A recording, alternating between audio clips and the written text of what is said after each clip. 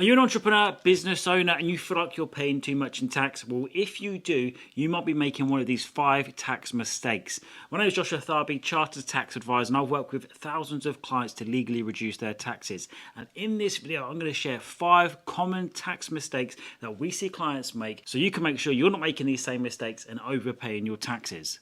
The first one is your tax planning is reactive rather than proactive, or actually you don't have any tax planning at all. So quite often when we're on the phone to new clients who are interested in working with us, we ask them about their current accountant, reason for moving, to understand, well, actually, what is it they're looking for?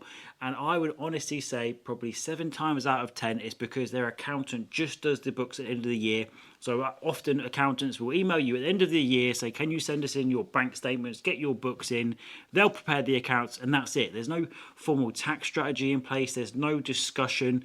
Often it's a case of actually you could have done things. You could have put money into a pension. You could have had a company car. You could have had a partner on the payroll, whatever it might have been. But actually there's none of this in place and you can't go back in time. So when it comes to taxes, if the year end's passed, there is pretty much most of the time nothing that you could do. You can't go back in and put a salary through. You can't go back in and put pension contributions. All of those things actually have to happen during the company's year for you to get a tax deduction for them. So that really is the first mistake. When it comes to taxes, if your year end's passed, it's too late. You need a formal tax plan or strategy. So for our clients, at the very minimum, 3 months before the year end, we want to have a call with them, run through their numbers, see where they are, to actually say, is there anything we can do? You are looking at buying a house next year. Can we take extra dividends tax efficiently this year? What's your director's own account looking like?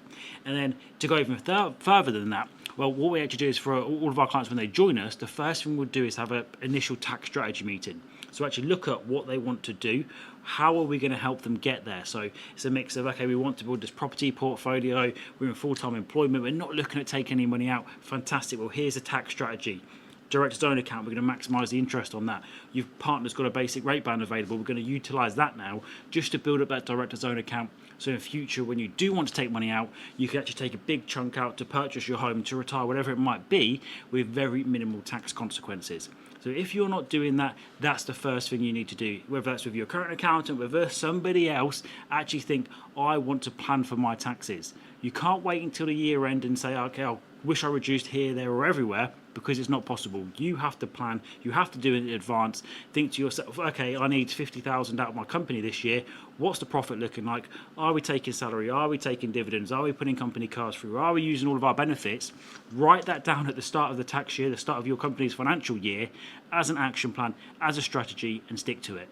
And then following on nicely from that, so a lot of people, a lot of business owners, you set up your business, you need to live off the business profits, you need to take money out, and time again, so many entrepreneurs are taking the money out wrong. Either one big mistake we see is they're taking a salary out that they think's a salary, but actually there's no formal payroll in place. When it comes to legally declaring a salary and getting the tax deduction for it, you need to be registered for PAYE, pay as you earn, as an employer for your limited company, and you need to do monthly payroll submissions for that salary to be recorded against your national insurance number to count as a salary on you personally, and for it to actually be deductible in the company. A lot of accountants completely miss this. They might just put your salary that you're taking out as drawings to your director's own account, reducing that balance down, when actually, if it were formally recorded as a payroll, you'll be in a much better tax position. And then off the back of that is taking out the wrong amount of dividends. So either some people are taking out all their money as dividends, not using the salary, or actually you've got a partner who's actually doing some work in the business, but you're not giving them some alphabet shares in the company or paying them a salary. You might be taking 60, 70, 80,000 pounds out yourself, pushing you well into the higher rate tax bracket. When actually, if you were just to involve your partner, put them on a payroll, give them some alphabet shares, you're going to save 25% tax on everything that goes into the higher rate band. So actually have that conversation with your accountant, figure out, okay, how much money is the business making? How much money do I need to take out this tax year? And formalise it, write it down. Okay, fantastic. So each month we're going to take out £1,047.50 each as a salary. Make sure that's recorded with HMRC. And then we're going to take £2,000 a month each as dividends. Okay, fantastic. And then to go one step further than that, well, actually, when it comes to 31st of January, how much tax do I have to pay then? Because a lot of people miss this is, okay, salary, that's pay as you earn, that's taxed using your personal allowance. But with the dividends, a lot of people forget you've got a massive tax bill coming and a payment on account when it comes to the 31st of January. So actually make sure you set that money aside. One of the best ways we see clients do this is whatever their tax bill is, divide it by 12 usually, or wherever you start processing it up until the payment date. Put that money, if you can, in a tax-free ISA. Get a good 4 or 5% return on it, tax-free as well. And then fantastic, when it comes to 29th of January, pull it out, pay your taxes, and you've got yourself a nice tax-free return rather than paying taxes early or having to scramble money, often pull more money out of your limited company to meet that tax bill, which quite often can come as unexpected. But if anything, with taxes, you know to expect the unexpected, and the tax bill is actually due. And then we've also got the wrong business structure. So whether this means you're a self-employed entrepreneur working in your own name, when actually you might be better off in a limited company. But for us and a lot of people watching this channel, property, that's the biggest one, because when you've got a sole trade, that's relatively straightforward to actually put into a limited company, very minimal tax consequences. You've got the incorporation relief, so it can actually be done pretty easily in terms of moving your self-employed handyman, carpentry, whatever it might be, a bit of online trading, moving that into a limited company where you will benefit from the lower tax rates plus the enhanced protection. So a lot of people overlook this, but where you are actually self-employed trading in your own name, you are personally liable for the debts. If somebody sues you, something happens. So for most people, where there is any element of risk, you need that limited company, even if you do pay a little bit more tax, because it's worthwhile. But then the vast majority of people will also be much more better off from a tax perspective investing for a limited company. The same is even more true of property investment, where we've now got Section 24, the mortgage interest being completely restricted. We've got the 2% increase to the property tax bands coming from 2027.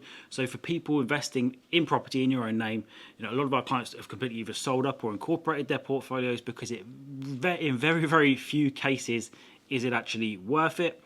When we've been crunching some numbers with our clients who can't incorporate, they don't want to take that risk, well, actually they've just decided to sell the portfolio in their own name, pay the capital gains tax, have a good pot of cash, and then start investing anew through a limited company.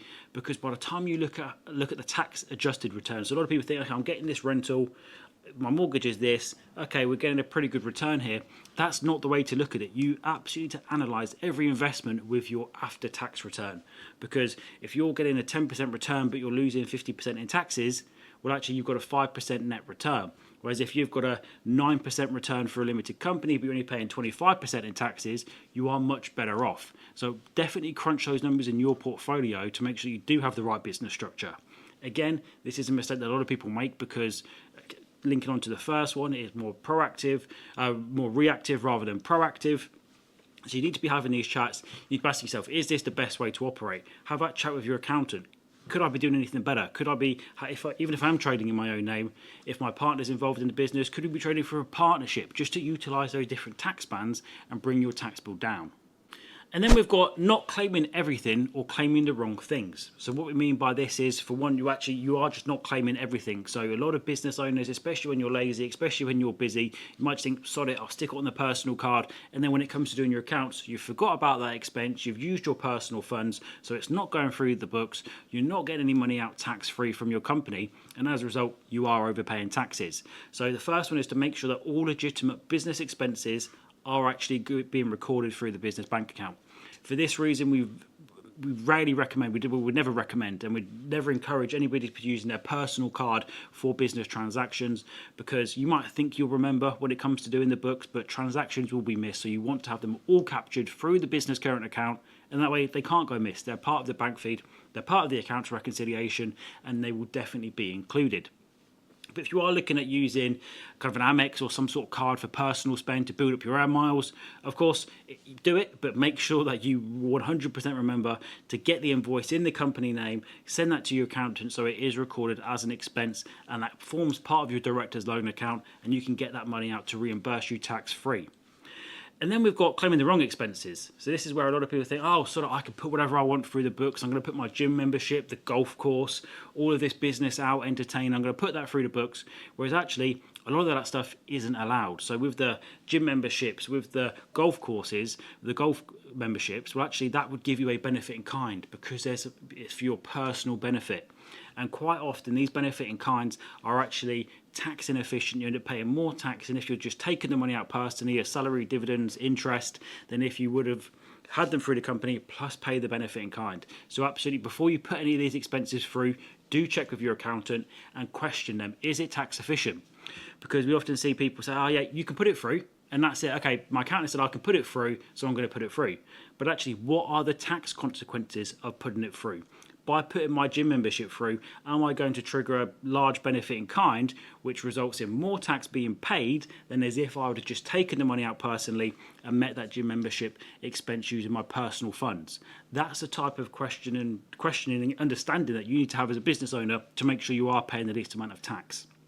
Because things like gym memberships, golf memberships, it's usually not worth putting them through the business because of the benefit in kinds that would arise.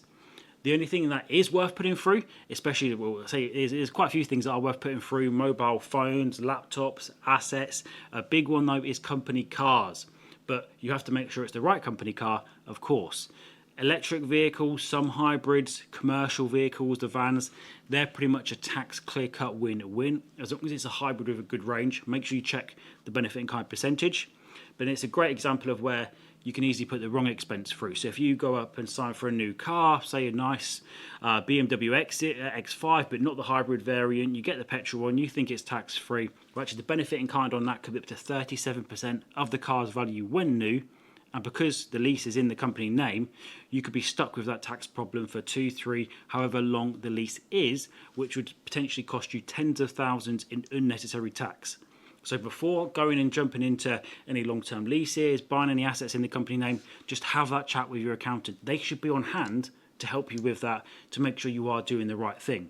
And then the last one is no long-term structure. So you're just thinking initially, oh, I'm going to set up, I'm going to do this, take this money out as dividends. But actually, what is a long-term plan? Most people don't set up a business just to take dividends out and run the business forever. There's usually some sort of exit plan. And you need to make sure that your exit plan stacks for where you are now. So if you do have a limited company, well, are you planning to use the funds and profits from the company to invest in property? Okay, fantastic. Well, should we have a group structure now? Are you looking at selling your company without taking anything out? Okay, should we keep it in your own name so you get the business asset disposal relief? Should we incorporate to have the substantial shareholders exemption as part of a holding company sale? There's so many different caveats to it where we need to fully understand, and you need to fully understand. So for your accountant to understand, you've got to know exactly where you want to go, because where you want to get to, the tax is all linked. Tax is always your biggest expense as an entrepreneur. A lot of entrepreneurs pay 50, 60% in taxes. If your income goes over 100,000, 60% marginal tax rate, sometimes even more. So you need to fully understand, well, what do you want to live off? Where do you want to get to? What's the plans for the business? So that any good accountant can give you that input. Okay, great, you want to build a property portfolio empire. You've got this cash flowing vehicle here. We need a group structure. This is the plan. Here's how you're going to take money out. We're going to put some money into pensions here, which you're going to have a SIP or a SAS, pledge to do some sort of loan backs, buy commercial property using that vehicle, and ultimately build the most tax efficient plan for you. So there we have it, guys, the top 5 mistakes that we see people make when it comes to planning for taxes, or rather not planning for taxes, that result in significant tax bills. So are you making any of these 5 tax mistakes? Do let me know in the comments. If you've got any questions, anything you want to see on the channel, also let me know. Until next week, guys, that's all for now. Please do remember to smash that subscribe button and give it a like. See you next week. Bye for now.